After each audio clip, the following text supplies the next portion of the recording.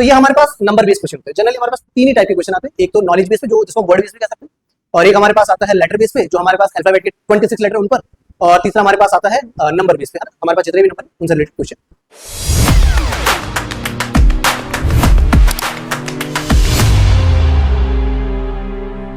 Hello friends, मैं Saurabh Rawat PR के study point में आपका स्वागत करता हूं। आज हम रीजनिंग का एक और टॉपिक पढ़ने वाले हैं। इससे पहले दो लेक्चर हमने किए हैं जिसमें हमने कोडिंग डिकोडिंग पार्ट 1 और पार्ट 2 किए। तो आज हम रीजनिंग का एक अलग टॉपिक है। टॉपिक का नाम है एनालॉजी टेस्ट। हिंदी में कहते हैं सादृश्यता, या फिर सिमिलरिटी भी आप कह सकते हो, सिमिलर टाइप का। तो इसके कुछ थोड़ा सा ब्रीफिंग देख लेते हैं पहले कि चैप्टर में है क्या, कैसे क्वेश्चन आते हैं, किस टाइप से आते हैं। तो इसमें जनरली हमारे पास तीन टाइप के क्वेश्चन बनते हैं। एक तो हमारे पास नॉलेज बेस पे बनता है, जिसको हम शब्द के हिसाब से भी कह सकते हैं। एक हमारे पास लेटर बेस पे बनता है, और एक हमारे पास जो बनता है वो बनता है नंबर बेस पे। तो जैसे नॉलेज बेस पे मैंने बोला, तो जो जनरली जी के नॉलेज पे बेस होता है, या वर्ड पे कह सकते हैं आप।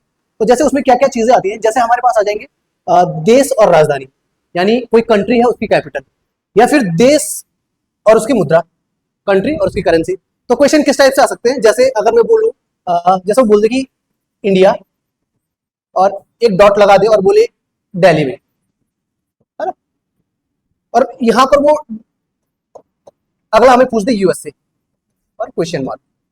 ठीक है, तो पहले तो मैं आपको ये वाला साइन जो बता देता हूं। ये जो साइन है ये हमारे पास रेशियो का साइन, तो जनरली ये रिलेशन बताने का काम करता है। और ये जो हमारे पास डबल डॉट होते हैं ये इक्वल का, यानी वो जैसा रिलेशन इंडिया का दिल्ली से है वैसे ही मुझे यूएसए का बताना है।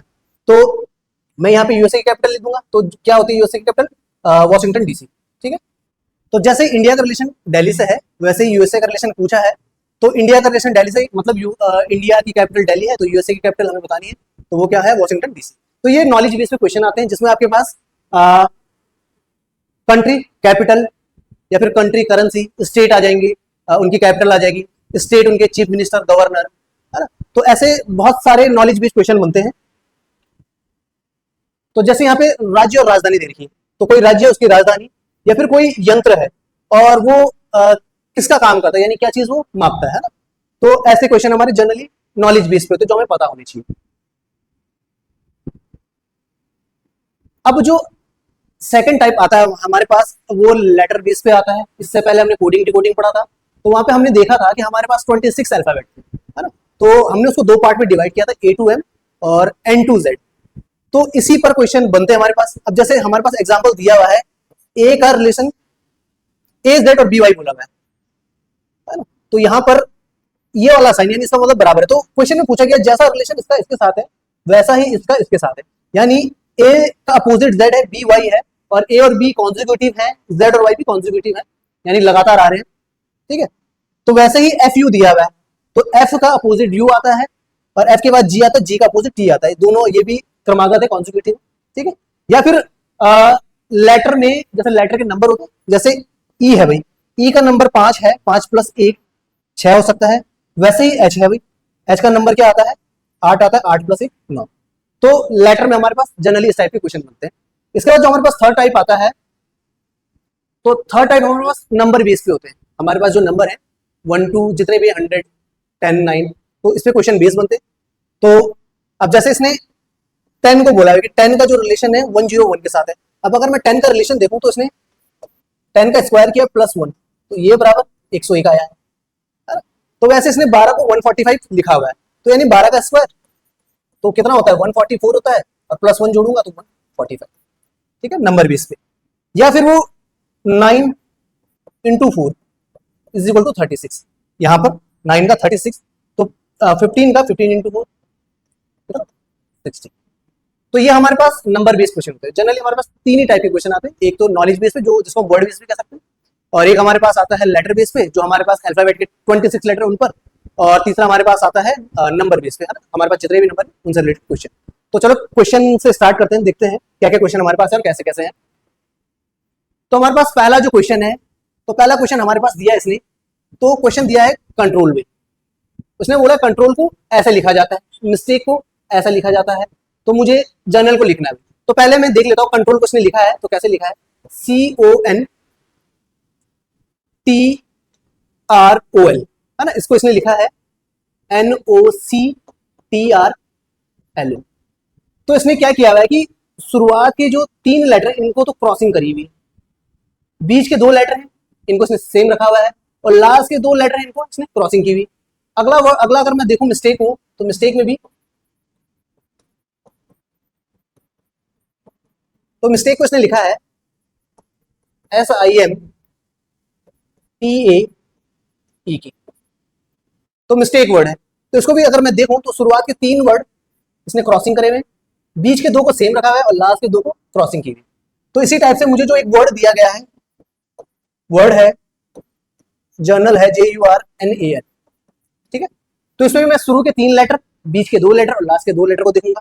तो शुरू के 3 लेटर को मैं क्रॉसिंग कर दूंगा, तो यानी UOJ, बीच के 2 लेटर को मैं सेम रखूंगा RN, और लास्ट के 2 लेटर को क्रॉसिंग कर दूंगा यानी LA।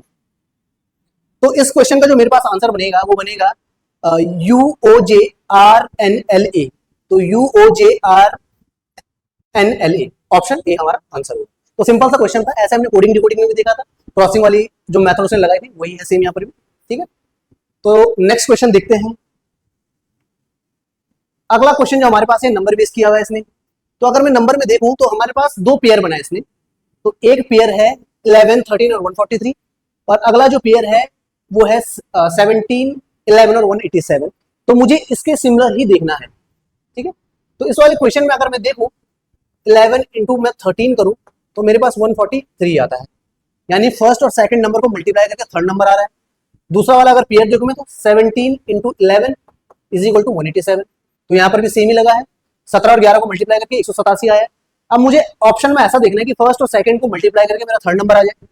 तो 3 और 4 1 ये नहीं होता है, 3 और 4 13 ये भी नहीं होगा, 3 और 4 12, ऑप्शन सी हमारा आंसर होगा। और 3 और 4 7 ये तो ऐड किया है, यानी इस क्वेश्चन का जो आंसर होगा वो ऑप्शन सी होगा, 3 इंटू 4 इज इक्वल टू 12। तो इस वाले क्वेश्चन में हमारे पास 2 पेयर दिए गए हैं, एक ये वाला है एक ये वाला है, तो मुझे इसी के ही सिमिलर एक पेयर देखना है। तो उसने लॉजिक जो लगाया फर्स्ट एंड सेकंड को मल्टीप्लाई करके हमारे पास तीसरा नंबर आया, ठीक है। चलिए अगला क्वेश्चन देखते हैं। अब अगला क्वेश्चन हमारे पास नॉलेज बेस पे क्वेश्चन है, जी के नॉलेज पे। तो अगर मैं देखूं तो इसने हमारे पास जो दिया है एक गेम है भाई गोल्फ, और बोला है कोर्स, तो यानी जहां पर गोल्फ खेला जाता है उसके मैदान को कोर्स कहा जाता है। तो मुझे ऐसा ही एक पेयर निकालना है जहां पर मुझे पहले तो गेम दिया हो और फिर उसका मैदान दिया, है ना। तो रिंग और मुक्केबाजी ये तो गलत ही है, क्योंकि पहले मुझे यहाँ पर मैदान दिया या खेलने की जगह दी, उसके बाद गेम देगा, तो गलत ही है। बेसबॉल और रिंग, तो बेसबॉल भाई एरिना में खेला जाता है, उसके जो खेलने का जो मैदान उसको एरिना कहा जाता है। जूडो, जूडो एरिना ये भी नहीं है, जूडो का शायद जो मैदान होता है उसको साइजो कहते हैं, आप देख लेना, है ना। पर एरिना तो नहीं होता है, arena generally baseball, basketball, volleyball यहाँ इसके मैदान को कहा जाता है। साइकिलिंग का वेलोड्रोम, ये ऑप्शन सही है, जहां पर साइकिलिंग होती है उसका जो मैदान होता है जो जनरली ऐसे राउंड शेप में होता है ना, उसको वेलोड्रोम कहा जाता है, ठीक है। तो ये नॉलेज बेस पे क्वेश्चन है भाई, जनरली बच्चों को नहीं पता होगा, है ना, या फिर पता होगा तो इतना डीप नहीं पता होगा कि साइकिलिंग के मैदान को वेलोड्रोम कहते हैं। तो हमें थोड़ा सा जीके का भी पता होना चाहिए इसके लिए। चलिए नेक्स्ट क्वेश्चन देखते हैं। क्वेश्चन नंबर 4 है हमारे पास। अब ये भी नॉलेज बेस पे है, यानी वर्ड बेस पे जो क्वेश्चन आया है।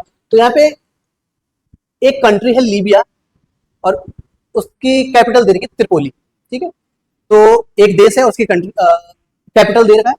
तो यहाँ पर मुझे आयरलैंड है और क्वेश्चन मार्क, तो यानी मुझे आयरलैंड की यहाँ पर आयरलैंड की कैपिटल बतानी है। तो आयरलैंड की जो राजधानी होती है वो डबलिन होती है, ठीक है। मैड्रिड आपको पता है स्पेन की राजधानी है, मॉस्को आपको पता है रशिया की राजधानी है, और ओस्लो आपको पता है नॉर्वे की राजधानी, ठीक है। तो इसका जो आंसर आएगा वो क्या आ जाएगा, डबलिन भाई, आयरलैंड की जो राजधानी है डबलिन। तो इस वाले क्वेश्चन में लीबिया और उसकी राजधानी दे रखी है, तो यहाँ पे आयरलैंड और उसकी राजधानी, तो इसका आंसर क्या होगा, डबलिन, ऑप्शन ए, ठीक है। नेक्स्ट क्वेश्चन देखते हैं। क्वेश्चन नंबर 5 हमारे पास दिया है, यहाँ पर भी हमारे पास कंट्री और उसकी कैपिटल दे रखी है। तो कनाडा दिया है, उसकी राजधानी ओटावा है।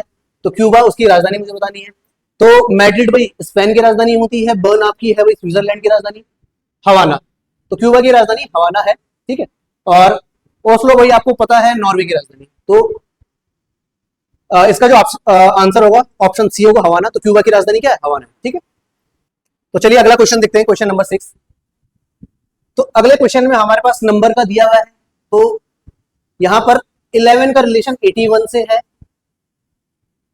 फिर यहां पर क्वेश्चन मार्क है, फिर 121 है, फिर 8 का रिलेशन 36 है। तो अगर मैं 11 देखूं, 11 में अगर मैं 2 माइनस करता हूँ और इसका स्क्वायर करता हूँ तो मेरे पास 81 आएगा। ठीक है, अगला मेरे को x माइनस 2 इसका स्क्वायर और मेरे पास 121 आना चाहिए। ठीक है, और अगला है मेरे पास 8 माइनस 2 इसका स्क्वायर करूंगा तो मेरे पास 36 आएगा। ठीक है, तो जनरली क्वेश्चन में हमारे पास गिवन होता है कि नंबर और उसका स्क्वायर दिया होता है, तो वहां से हमें रिलेशन दिया है, पर इस क्वेश्चन में हमें ऐसा दिया है कि नंबर उसमें 2 माइनस करके जो आया वो उसके साथ लिखा गया। तो यहाँ पर अगर मैं देखूं तो यहाँ पर ये x बराबर मेरा क्या आ सकता है।